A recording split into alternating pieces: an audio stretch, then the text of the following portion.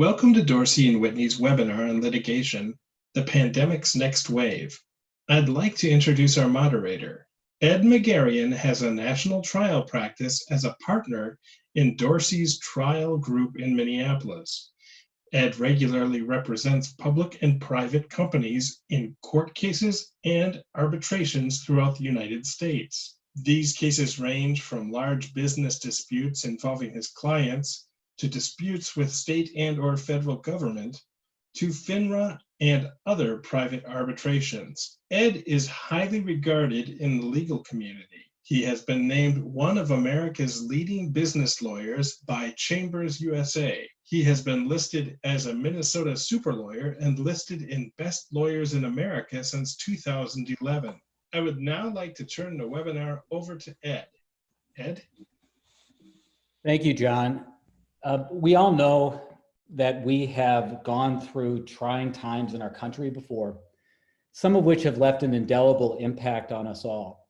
JFK's assassination, the Challenger explosion, 9/11, these are all crises that played out in an instant.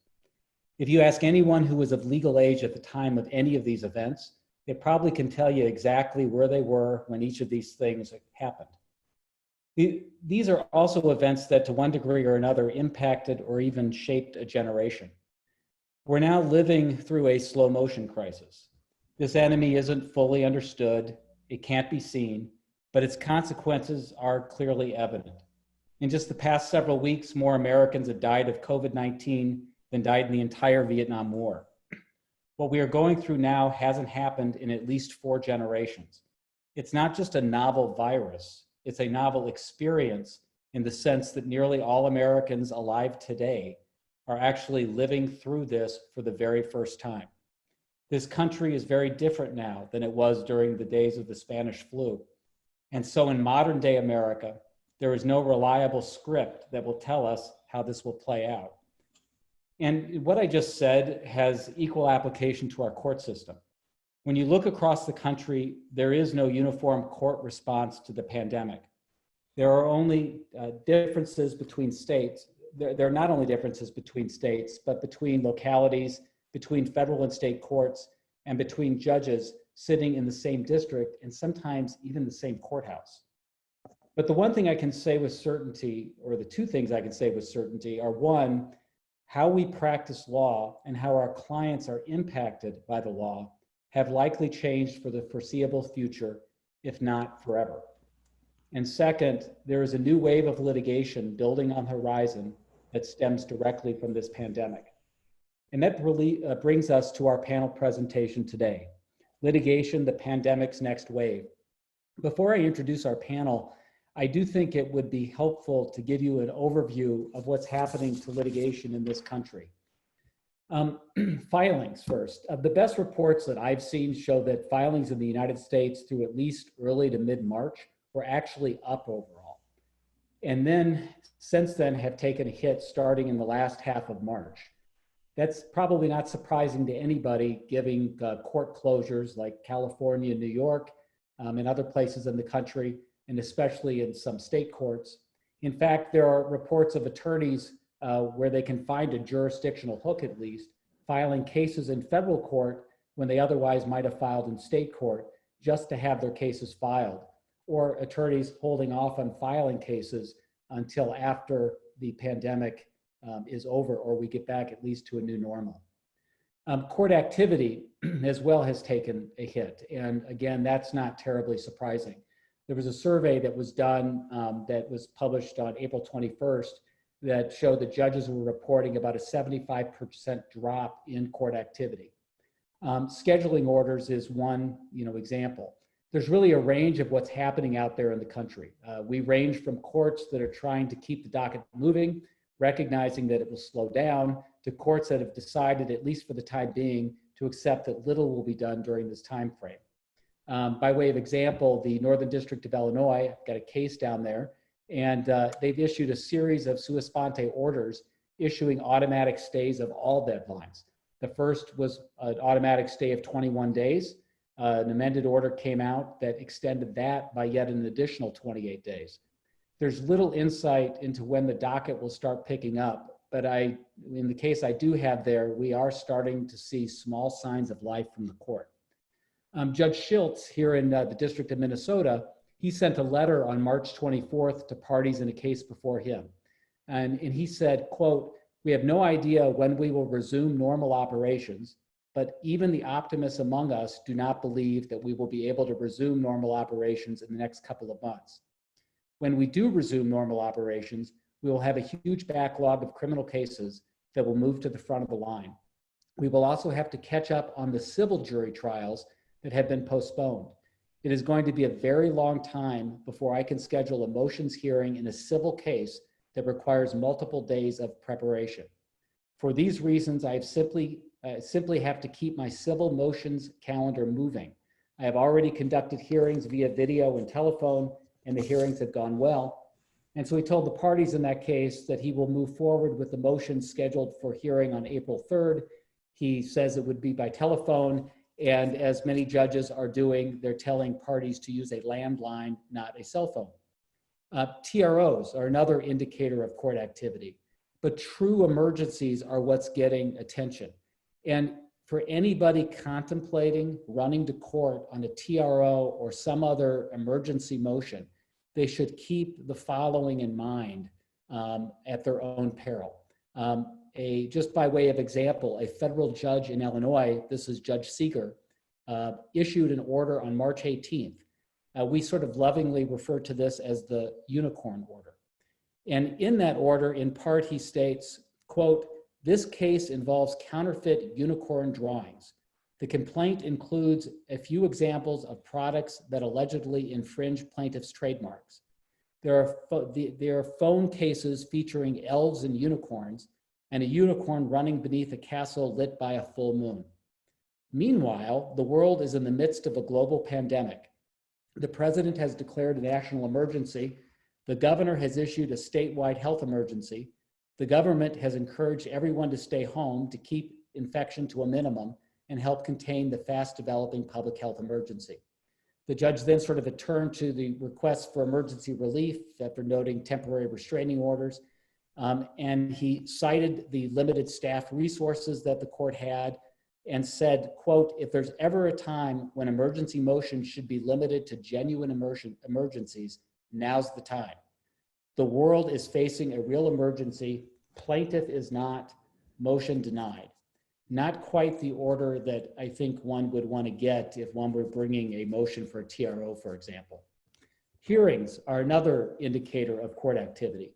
And generally speaking, there are differences among the states, but federal courts appear to be a bit more accessible. But certainly don't look for an in-person civil hearing anytime soon. Some trial court districts are just postponing hearings en masse or leaving it up to the discretion of the presiding judge. Where civil hearings are taking place, they're largely telephonic or video. And apparently for many in this brand new world, where surprisingly, we have cases where surprisingly judges in several states have had to reach out to remind the bar about appropriate attire. So for example, a Florida judge issued a letter to the Bar Association, which stated in part as follows, quote, "One comment that needs sharing, and that is the judges would appreciate it if the lawyers and their clients keep in mind these Zoom hearings are just that, hearings. It is remarkable how many attorneys appear inappropriately on camera. One male lawyer appeared shirtless, and one female attorney appeared still in bed, still under the covers. And putting on a beach cover-up won't cover up your poolside in a bathing suit." Probably not the type of reminder that hopefully any of us would need. Depositions, another indicator of court activity. Several courts, like the Northern District of Illinois, have issued orders making clear that at least for a period of time, no person in prep session and no in-person prep sessions should occur without everyone's approval. And really the initial order clearly disapproved of prep sessions in person. And also prohibited lawyers from conducting in-person depositions for a period of time. This has led to a growing number of depositions taking place remotely in cases where depositions can't wait. And the court reporters out there are really adapting to that. Trials in terms of court activity. Good luck finding a jury trial in the United States, especially in a civil case. They just do not lend themselves to social distancing, whether you're talking about deliberations or you're talking about the in-court jury sitting there. Just a couple of examples, though. Courts have routinely postponed jury trials across the country based upon this lack of a current plan to safely social distance. Northern District of California, DC, New York, basically state and federal courts nationwide. But all is not lost on that front, because some judges are holding bench trials by Zoom. Recently in New York, in federal court in Virginia, and even one Texas state court chartered a new path for trials when on April 22nd, he held a one-day bench trial by Zoom in an attorney's fees dispute case related to insurance. And the estimates were that more than 2,000 viewers actually watched portions of the trial throughout the day. The last item that we have here on this slide is ADRs and settlement. There are a growing number of Zoom or other technology mediations taking place, where mediations are happening remotely, and they have been used to effectively settle some cases. My biggest disappointment about this panel presentation, and I can tell you it's not shared by everybody on the panel, is there's no video of us actually talking. I was actually excited about having a reason to dress up. Instead, you get slides. My family tells me that you are all the better, you get the better end of that deal. But so you aren't too disappointed. If you were able to see me, this would be me. Well, I guess to be honest, me probably a few years ago. But with that, I'm going to introduce and have the honor of introducing the rest of our Dorsey panelists. They're at a number of locations, and we hope to keep dog barking and other extraneous noises down to a minimum. Theresa Bevilacqua, she co-chairs the Dorsey's Minneapolis trial group, and she's known for her creative problem solving and ability to make uncertainties of litigation predictable for her clients. She practices across a wide array of industries to help clients successfully navigate complex business litigation. Theresa has a proven track record for delivering results, obtaining complete defense verdicts, and multi-million-dollar awards for plaintiffs. Dan Goldberger, who's at the bottom left, is a partner in our trial group and head of our New York office. Dan's practice focuses on commercial, IP, and financial services litigation.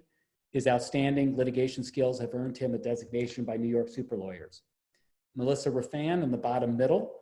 Her practice includes handling big and small ticket employment litigation and everything in between, complex investigations in FINRA and other types of arbitrations. Her nationwide employment practice gives her deep insight into what matters in employment cases, and she brings that to bear on litigating cases once filed and preventing them where possible. And finally, Eric Ruzicka. He's a partner in Dorsey's trial department. Eric has a national practice representing owners, contractors, subcontractors, and design professionals in construction and commercial real estate disputes. Eric's named one of America's leading business lawyers by Chambers and is listed as a Minnesota super lawyer and in Best Lawyers in America. The slide that I just sort of put up has a variety of different types of cases. This is not an exhaustive list of likely litigation that will be spurred by COVID-19, from single plaintiff to class actions. We're going to focus on a few of them today, and we're going to start off with Theresa Bevilacqua and Dan Goldberger. Theresa will start first with insurance claims and coverage. Theresa? Thank you, Ed, and good morning, everyone. I want to set the stage first with a couple observations. Based on what you heard Ed say a few moments ago, the judiciary system in the country is simply not functioning right now. We're collectively holding our breath in all aspects of our daily lives, and litigation is no exception.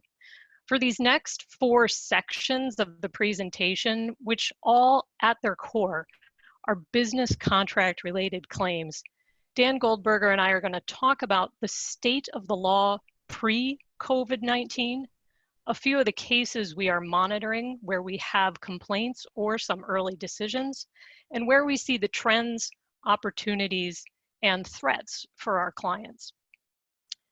So first, I want to talk about insurance claims and coverage.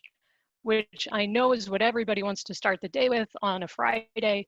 But I'm going to give a basic primer on the concepts, the products available that you can use in evaluating your own policies or to impress your family and friends on your next virtual happy hour. The question I hear at least 5 times a day from clients and from friends is, why won't carriers just pay? I have a policy, I've paid the premiums, it says I have coverage for business interruption, and clearly every business has been interrupted by COVID-19.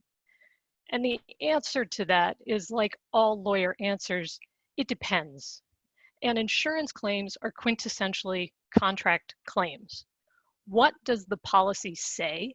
What does the policy expressly include? What does the policy expressly exclude from coverage? And how do courts interpret insurance contracts pre-COVID? Most business interruption claims are contained within what we would call a named peril or standard property-based insurance contract. All of those standard property-based insurance policies require, first, property damage, which is going to be a defined term in the contract itself. And they cover business interruption when the physical property is damaged by a defined cause of loss or triggering event. Classic example would be an accidental fire in the kitchen of a restaurant, going to be covered under a business interruption product in almost all instances. Then there's a product out there called contingent business interruption. This is a little bit more interesting and provides coverage for losses where a supplier or a distributor's shutdown interrupts your business. So this product is not as prevalent in the insurance world, and it's more expensive. Most insureds don't have that type of coverage or may have expressly opted out of that coverage due to the expense. And then there's civil authority coverage, which applies when access to property is prohibited by a governmental order. Now, this sounds very promising given all of the stay-at-home orders in effect across the country, right? Wrong. Civil authority products also typically require direct physical loss or damage to the insured property or a nearby property. So before COVID, conventional interpretation of these standard policy damage provisions would find no coverage. Why? Well, again, all of these contracts are subject to state law and state law interpretation of insurance contracts. Without physical damage, insurers typically deny claims and courts typically uphold those denials because these are contracts of adhesion construed against the drafter.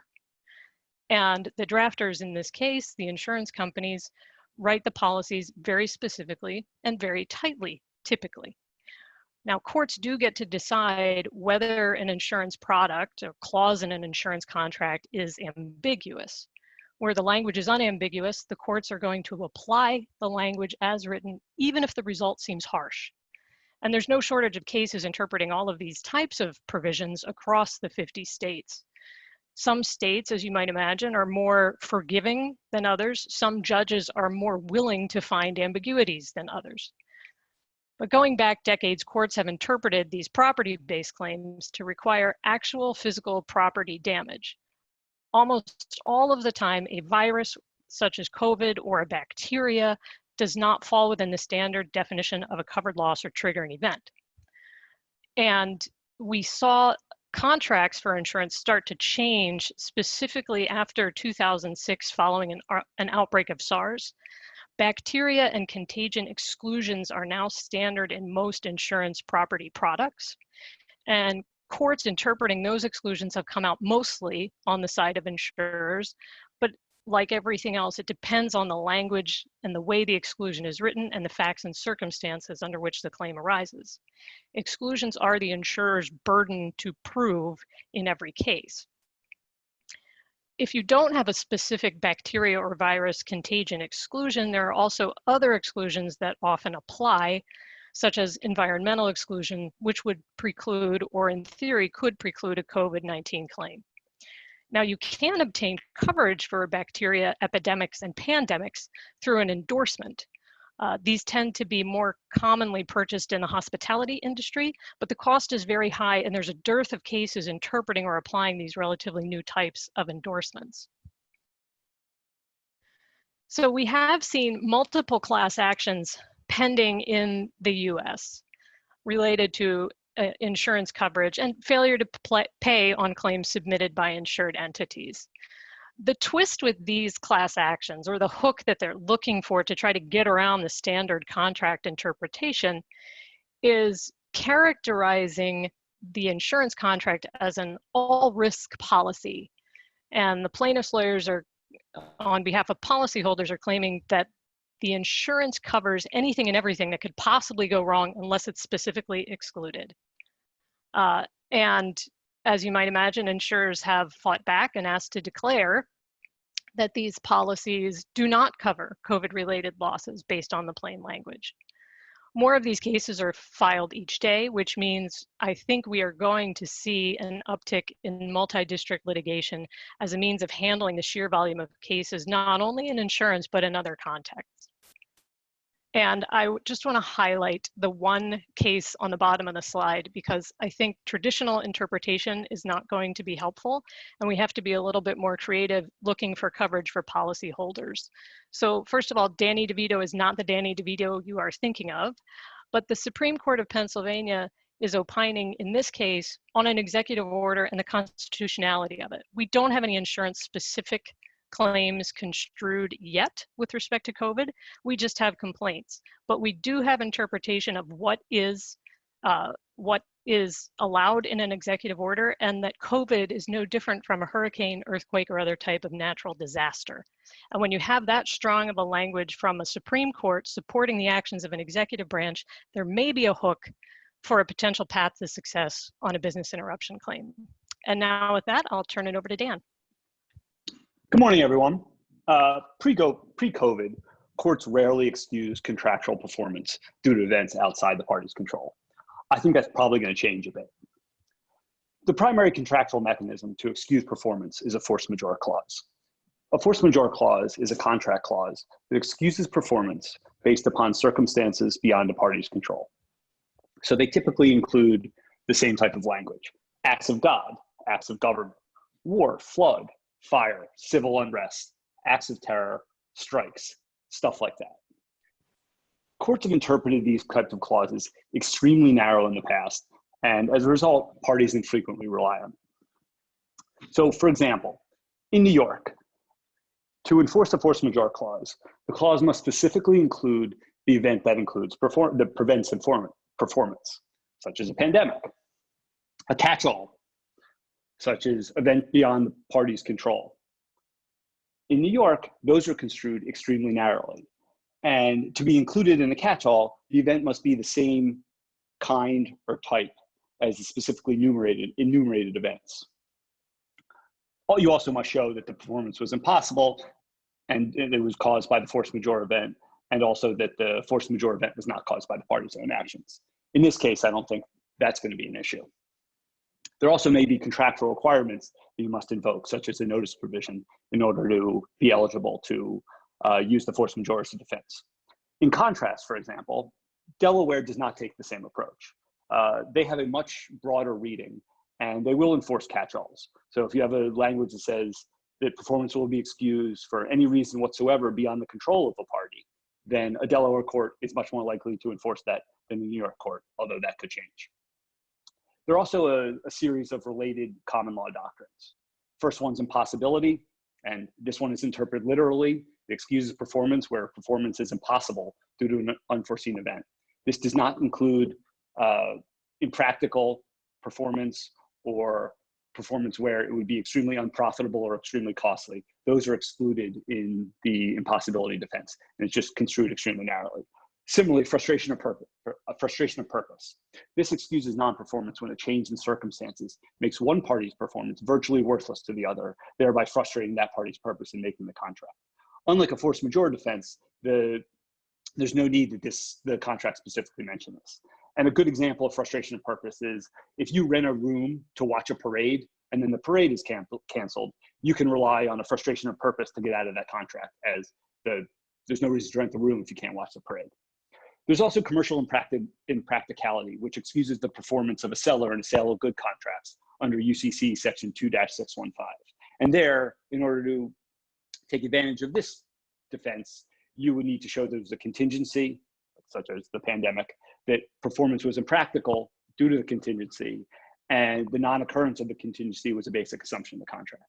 So typical examples of this, at least pre-COVID, were that the cost of your raw materials skyrocketed such that you could no longer make the product in a, not even in a profitable way, but even in a costly way.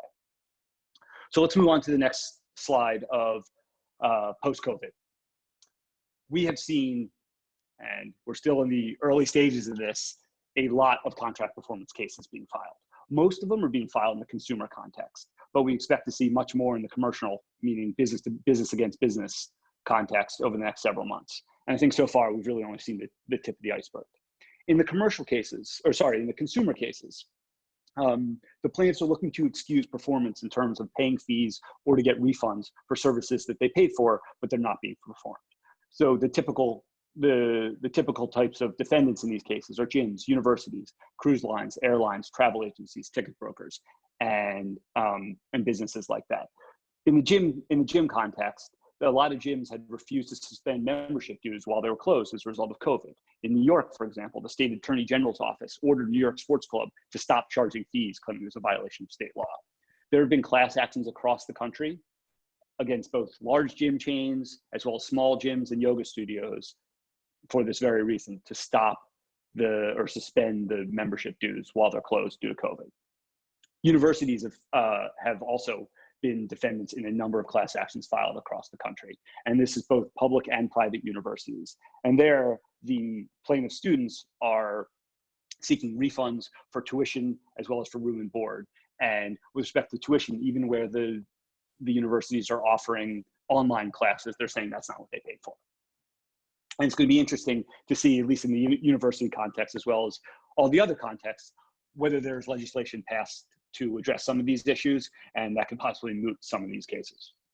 On the ticket and travel agencies front, there have been a lot of event and trip cancellations as a result of COVID. For the ticket agencies, such as StubHub, Ticketmaster, Live Nation, a lot of them had policies that would refund your ticket price, your purchase price, some even giving you more if the event was canceled or the event didn't go forward. They have amended those policies, and you only get a refund now if they're canceled, not if they're postponed or postponed indefinitely. And so a lot of events have been postponed indefinitely, but not necessarily canceled. And so the ticket agencies are not returning the purchase money. This has resulted in a number of lawsuits relying on breach of contract theories, as well as consumer fraud and consumer protection agency statutes. Airlines, cruise lines, the same type of case. People are filing lawsuits to get refunds for their tickets. Sometimes the cruise lines or airlines are not offering a refund, but offering a credit only, and they want their money back. I want to quickly highlight a case that was on the commercial side between two businesses that was filed, and the TRO was supposed to be argued last week. It's now being argued today, so we're not going to get to know the results of the decision, unfortunately. But essentially, a franchisee filed a complaint in the TRO in the Southern District of New York to stop the franchisor from terminating the franchise agreement. The claims under the franchise agreement are subject to an arbitration clause, but the TRO is filed to keep the status quo pending. The franchise agreement contained a force majeure clause that excused performance due to governmental orders or regulations, actions of government, acts of God, but it didn't include one for a pandemic. According to the franchisee, as a result of COVID, it couldn't open new stores that it planned and couldn't operate other stores. As a result, the franchisee defaulted in failing to make certain royalty payments to the franchisor, and the franchisor attempted to terminate the agreement. Franchisee sought to excuse its performance, claimed force majeure, frustration of purpose, and possibility.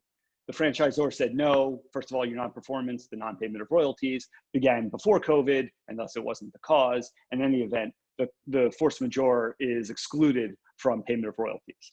However, that clause on which the franchisor relied is not entirely clear, and I think both parties are interpreting it differently. We'll see what the court does today when on the TRO hearing. Interestingly, though, the franchisor didn't argue that COVID was not a force majeure event, even though there was no pandemic language in the clause. So we'll see what the courts do on that one, or the court does on that one. Generally, I think that courts are going to relax some of their standards in interpreting these clauses because an application of strict force majeure rules will likely yield inequitable results. Turning to the next slide, there's also a number of lawsuits against banks and financial institutions. The CARES Act, which is the act that Congress passed. So we've got securities litigation in here, and I'm going to rock through this first slide pretty quickly. So the securities fraud cases are typical whenever there is widespread market volatility in the stock market, such as the dot-com bubble bursting, the Great Recession. We always see an uptick in securities fraud filings. And I'm going to focus on the private right of action. In order to state a claim, plaintiffs must allege at a minimum, with particularity, under heightened pleading standards of Rule 9b, a materially false statement or omission in connection with the purchase or sale of a security, and must allege scienter or the intent to deceive on the part of the company. The statement's got to be false and knowingly false when made, or with reckless disregard for the truth of the matter asserted. The two cases we've seen so far, one against Norwegian Cruise Lines, is on behalf of a class of persons who purchased or acquired stock between February 20th and March 12th, alleging statements in the company's 8K and 10K regarding the safety of passengers, placing safety of guests as the utmost importance, were material, false, and misleading when made. Full disclosure, I defend a lot of securities fraud claims, and this one looks pretty weak in my opinion, but it's costly to defend against them, not only from a legal defense standpoint, but a brand and public relations standpoint. The Mcdermott case on the slide is more interesting because the defendant there is a biotech company that was working on developing a vaccine for COVID and made some specific claims as to the readiness and availability of a vaccine in the public statements, and as a result, its stock price skyrocketed. Then it precipitously dropped when additional facts and modifications were made to those public statements. That one I think has a little bit more staying power, and we're watching it. Where we anticipate the next wave to come is not only from stock drop cases premised on statements made by officers and directors in the February-March timeframe, but also breach of fiduciary duty claims and derivative actions based on actions or inactions a board of a publicly traded company took or failed to take to protect the company or shareholder value as events unfolded. And if we go to the next slide, the other piece of the securities litigation that is actually really interesting and where you're seeing the splash on all the headlines is what happens when COVID-19 makes a stock transaction economically unreasonable, undesirable, or impossible. And these are standard terms in M&A agreements that are under intense scrutiny right now. I want to highlight the We Company case, which is a $3 billion tender offer that is now on hold.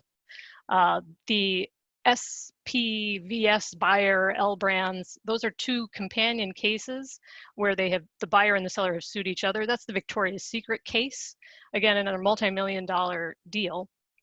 And then there's another one not on the slide, Bed Bath & Beyond versus 1-800-Flowers. All of them are in the Delaware Chancery Court.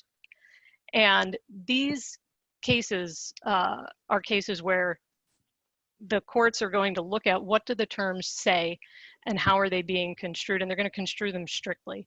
Like all the cases we talked about, the outcome is going to depend on the contract language, who bears the risk, and how successful you were in your contract negotiation in shifting the risk to the opposing party during the negotiations. And Dan. Okay, back to me. Like I was saying earlier, prematurely, there have been a number of CARES class actions, and there are a ton of cases, mostly against banks in different jurisdictions, and most of those relate to the payroll protection program, which is commonly referred to as the PPP.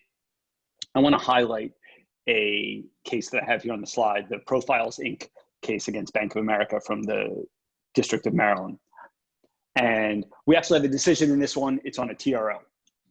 And this is a putative class action filed by Bank of America account holders. And they sought a TRO and a PI to enjoin Bank of America from imposing restrictions to who's eligible to receive a PPP loan. And after the PPP program became active, Bank of America began accepting loan applications only for customers with a pre-existing borrowing relationship with Bank of America. Plaintiffs are Bank of America banking customers, but they have no banking relationship with them. So Bank of America refused to accept their applications.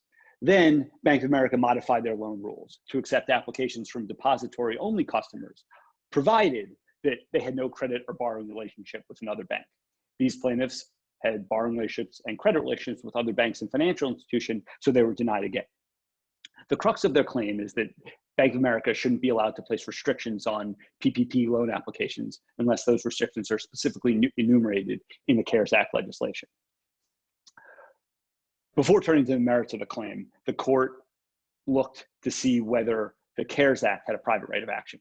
It does not expressly provide one, so the plaintiffs were required to demonstrate that Congress intended for the statute to have an implied private right of action. After an exhaustive analysis, the court found no private right of action was implied, either factually or as a matter of statutory interpretation. And while the court could have stopped there, as in because they could have denied the motion on those grounds, they ended up analyzing the underlying issue on the merits. And they found that because the CARES Act language contained no constraints on banks' ability to impose criteria over applications, the plaintiffs would not have succeeded because they couldn't establish that B of A's eligibility criteria was inconsistent with statutory language. The TRO was denied.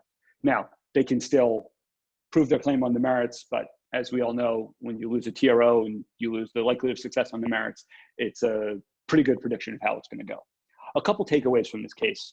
One, the court included a lengthy discussion of the hardships on the plaintiffs, which suggested to me that the court struggled from an equities perspective in reaching the result. And I think this is just an example of why courts are less likely to strictly enforce force majeure clauses, which I think they have a little more leeway than they would in a statutory interpretive case like this one. And it will be interesting to see whether there are inconsistent results in different jurisdictions, both in terms of the private right of action and under the merits.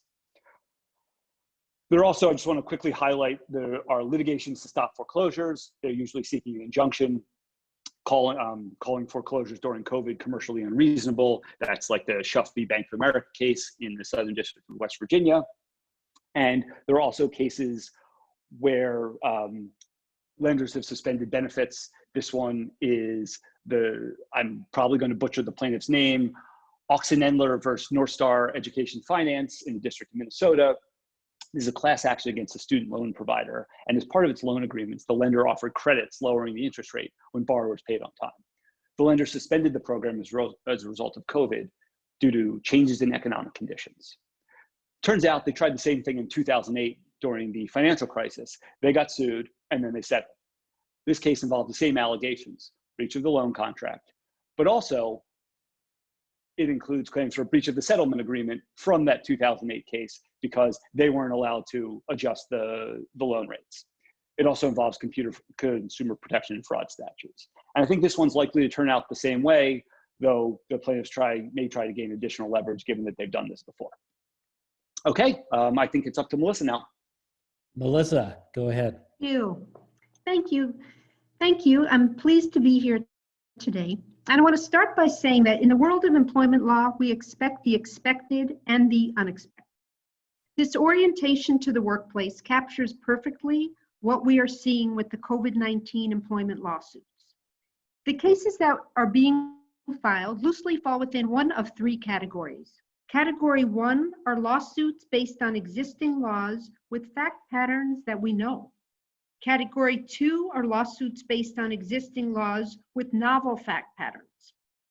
And Category 3 are lawsuits based on new laws with novel fact patterns. I'm going to walk through examples of cases which illustrate each of these points, highlight trends, and leave you to take a look at the takeaways. So let's turn first to the Category 1 lawsuits, which are based on existing laws with fact patterns that we know. We're seeing litigation we'd expect to see given the workplace disruption that has followed from COVID-19 and the ensuing stay-at-home orders. The Hooters case is a good illustration. Hooters gave 679 employees notice that they were being let go the same day they received the notice, which happened in many workplaces across the US. Not surprisingly, within 3 weeks, the employees filed a class action lawsuit alleging that Hooters had violated the 60-day notice requirement under WARN. No answer has been filed yet because the litigation was just filed mid-April. But presumably Hooters is going to point to the unforeseeable business circumstances exception to an employer's duty to provide notice under warrant. Now, this case confirms what we know. Employers need to be intentional with employment decisions because they may need to explain them later. And we expect to see return to work lawsuits filed to the extent that employers are making individual selection decisions regarding who to bring back. Employers would be well served to have selection criteria and apply it evenly to avoid discrimination claims arising out of the return to work. This case also demonstrates that plaintiffs' attorneys are not in their basement watching Ozark, but they are out there filing lawsuits. Let's turn next to Category 2 claims. These are claims we know with novel fact patterns. And these lawsuits contain existing statutes being applied in novel ways. And because these lawsuits are just being filed, we don't have results to report. But let's look at the case of Nurse Anonymous v. Good Samaritan Hospital. In this case, a nurse quit for fear of getting COVID-19. She was working in the ICU treating COVID-19 patients and felt that her employer was not providing adequate protection. She sued under federal and state law for failure to accommodate, disability discrimination, and retaliation, and intentional infliction of emotional distress. I'll note that intentional infliction of emotional distress claims are rarely found to have any viability in the employment context because the standard is so high, and this may be a trend to watch. These claims had really fallen out of favor, but they may be making a return. Now, there is a trend I want to point out that is coming out of this case, and that is that the complaint is extremely dramatic. The allegations paint quite a picture of what was going on in the ICU when the plaintiff was there. And I think it's critical to note that plaintiff lawyers want to preserve the events of the day because these cases won't be decided until we are in a different frame of mind, and some of the energy and drama may be lost. So the trend is for extremely dramatic complaints, as we will see later as well.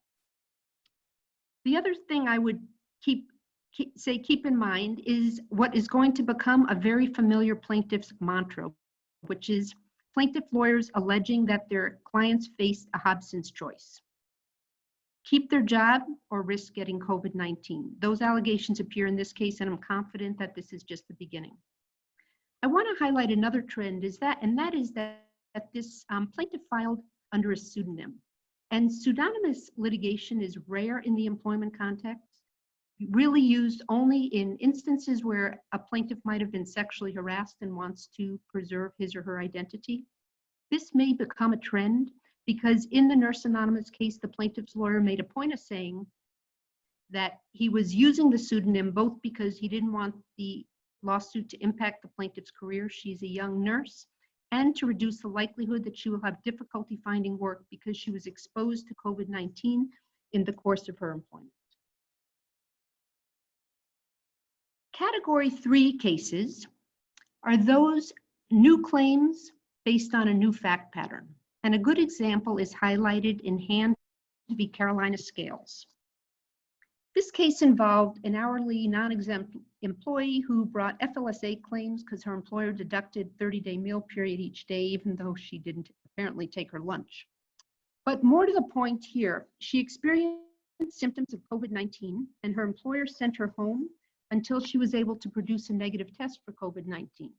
Due to testing shortages, she wasn't able to do what her employer demanded, and the employer refused to provide her with leave. She felt that she was constructively discharged, and she filed a claim under the EPSLA, Emergency Paid Sick Leave Act.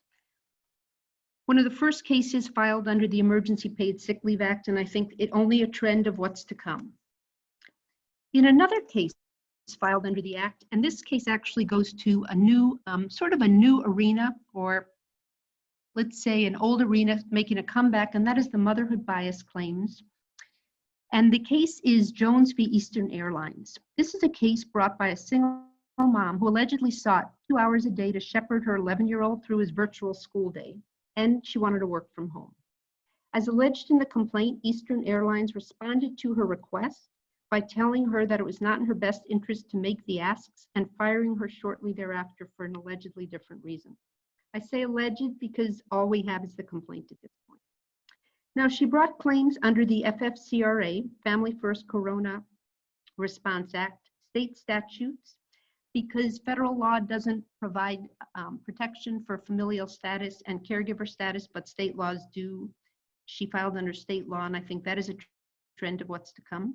And she filed under the Emergency Family Medical Leave Act. A trend to take away from this case is sort of the move back towards caregiver and familial status litigation, which we haven't seen much of. And again, this case is a good example of what I talked about previously, and that is the way these cases are being pled out. There's a lot of information in the cases, and there's a very heated exchange between the employee and the employer that's captured verbatim in the complaint.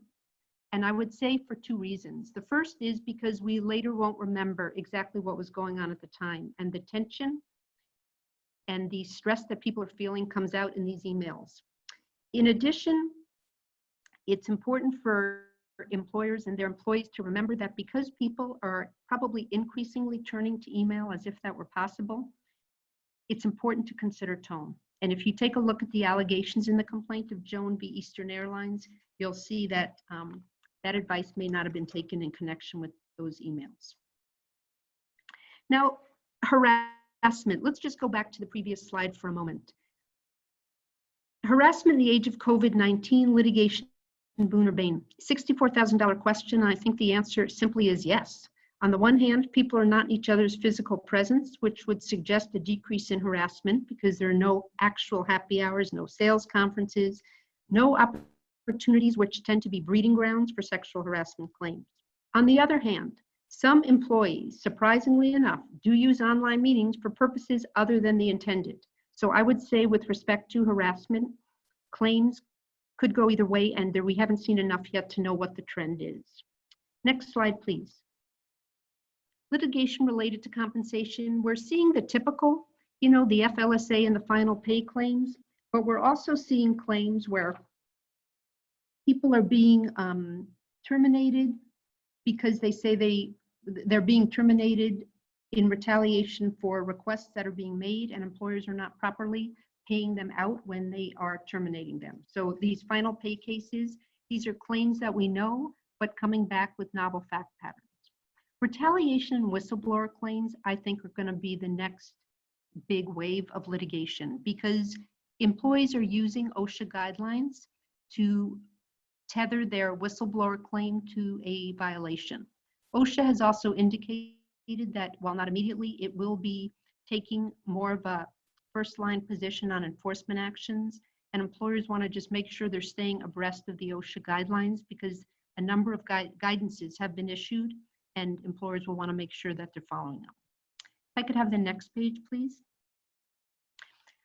So the likelihood of discrimination claims is going to increase to the extent employers are making decisions on an individual basis. In other words, if employers are saying we're going to lay you off or we're going to bring you back on an individual basis versus a location basis, this plant is going to be closed or this, we're bringing everyone back, employers need to be very thoughtful about that. Plaintiffs' lawyers are using their hunker down time well. And I think, contingent fee billing is the mother of invention. So who knows exactly what we're going to see, but I would anticipate we are going to see a real uptick in employment litigation. Some state human rights agencies are extending the statute of limitations for filing charges. So that's important to note, as well as the fact that the EEOC has issued that it is not going to, the EEOC has stated it won't be issuing right to sue letters. And so in instances where employers do want to get the claim out of the EEOC, they may want to take proactive steps. Prediction, more novel litigation to come in the world in which we expect the unexpected. Thank you. I'm going to hand it off to Eric. All right. So we're going to finish today with a discussion on construction litigation. And construction litigation claims are on a slightly different trajectory than many of the claims that have previously been discussed today.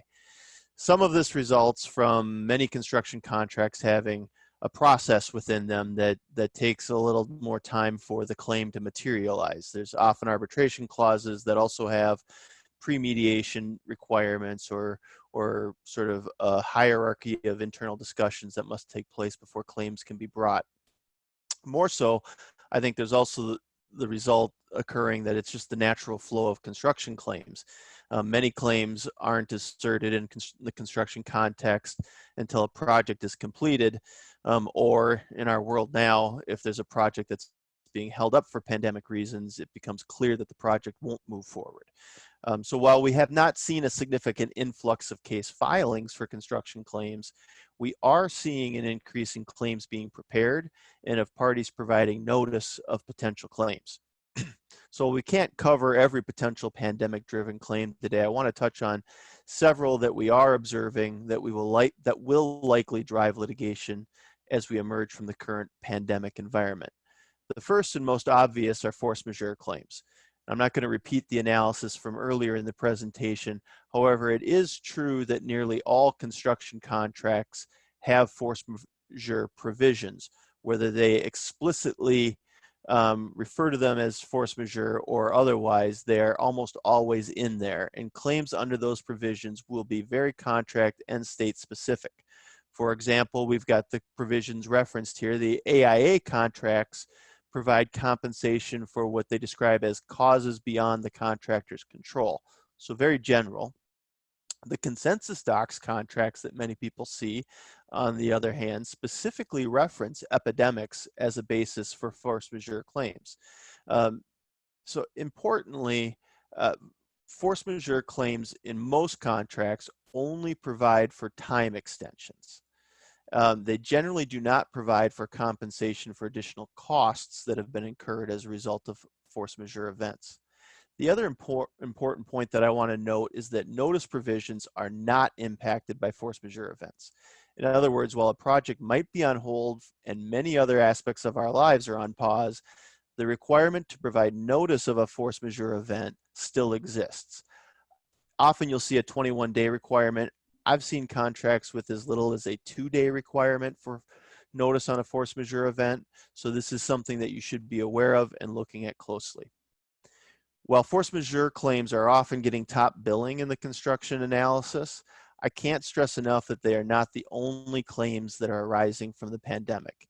And I want to walk through a few of those while we have some time remaining. Most construction contracts have change in law provisions. This provision generally provides that that should there be a change in law, that the impacts that are arising from that change will be compensated both from a time perspective and a monetary perspective.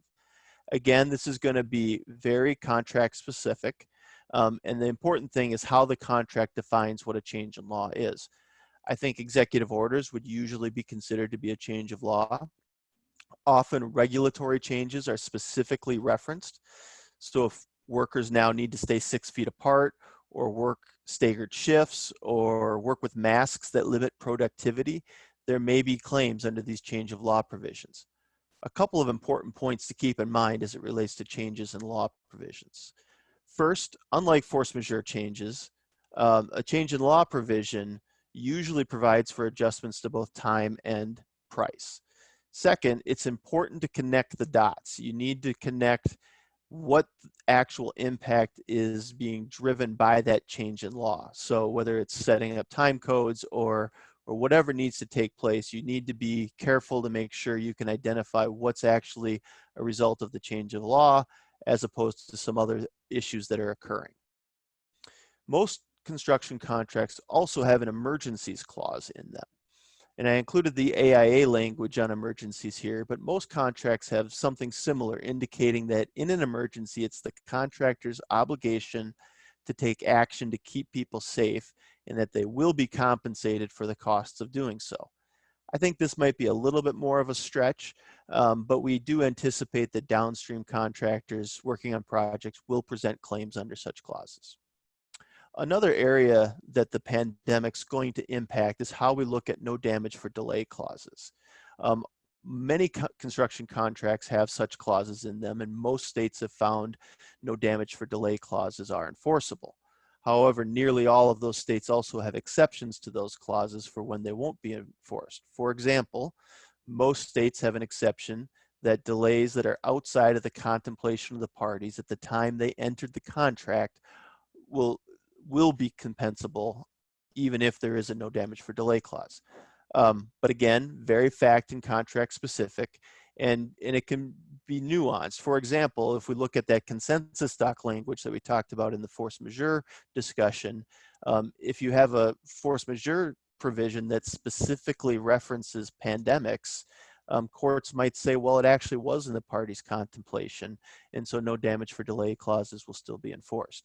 So it's going to be an interesting discussion, but I think the pandemic is certainly going to change the analysis that goes into no damage for delay clauses as we move forward. The last bullet point here really isn't an area we expect to see significant changes. These common law concepts that Dan talked about earlier get asked about a lot, so I included them. But I think normally in construction contexts, while they could potentially be relevant, the main reason I don't think they are is that construction contracts are so equipped with a variety of remedies and are pretty extensive already that there's going to be some other clause in the construction contracts that are probably more relevant. Ed, if you could jump to the next slide, I want to just quickly cover some non-delay related claims that we're also seeing some movement on. The first is liens. Lien activity is already increasing. Timelines run from when work has stopped on or when work is completed on a project. We are seeing liens being filed on projects that have been shut down, and the owners are saying, well, hold on a second, the project's going to pick up again. But from the contractor's perspective, they don't know that for sure. It probably is prudent to move those liens forward, and we're seeing an increase in that activity. Owner financial viability clauses are also interesting. Most construction contracts allow contractors to request owner financial information. We haven't seen claims arising from this really to much of an extent. But for example, the AIA A201 allows such a request if there's a reasonable concern regarding owner's ability to fund the project. While we haven't seen this in the past, we are starting to see discussions of this now. And if requested and not provided, or if the information provided establishes a funding concern, the contractor may in fact stop work on projects. So I think owner financial viability clauses, while they haven't been very exciting in the past, are going to be a topic of discussion as we move forward. Similarly, with substitution of materials and labor shortages, those clauses need to be looked at as we have materials coming from other countries that might not be able to be obtained right now, labor shortages for a variety of reasons, and to degrees, whether or not you can obtain labor or whether or not you can obtain labor at the price you want. There are going to be claims that arise out of those clauses. Finally, I want to just touch on builder's risk. We had an insurance discussion earlier, but as a general rule, builder's risk is not going to provide coverage for many of the reasons Theresa discussed earlier. I wanted to mention it because a lot of people ask, but generally it does require some sort of property damage and it's not going to provide coverage here. So I apologize that was a bit quick, but I want to leave just a couple moments for some last thoughts as well, Ed. So go ahead. Great.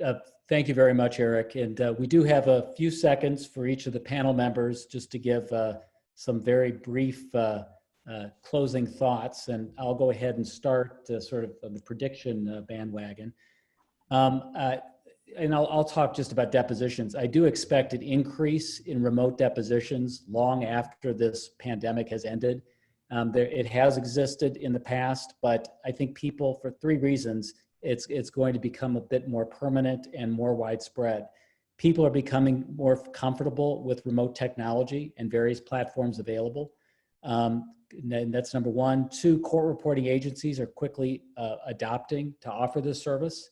And three, remote depositions will offer a cost savings for clients. It's not necessarily something you want to do in key depositions, but there are certain types of depositions that I think right now we do in person that this pandemic may end up changing that on a going forward basis. Melissa, do you want to give your closing thought?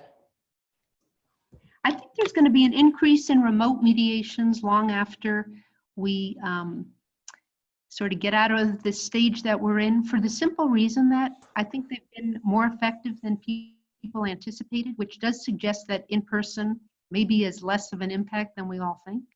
But I also think people are going to be able to use their mediator of choice regardless of location, which is a huge advantage. The other thing I'd like to say is that I've heard a term recently that is coined by plaintiffs' lawyers, not defense lawyers. So this is not cynical or skeptical, but plaintiffs' lawyers talk about a COVID-19 discount, and they talk about wanting to take less, or being willing to take less, I guess I should say, because of financial uncertainty of some defendants, because their clients need money, and because, frankly, if you listen to what Ed said at the beginning, they have no idea when their case is going to get to a jury.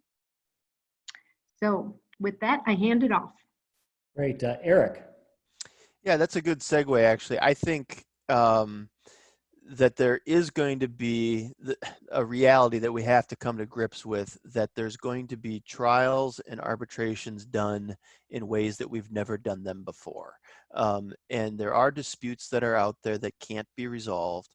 And parties do need certainty and resolution on them at some point. And as Judge Schultz was pushing, as Ed said at the beginning of the day presentation, we're going to have to figure out ways to do this. And arbitrators are going to push it forward.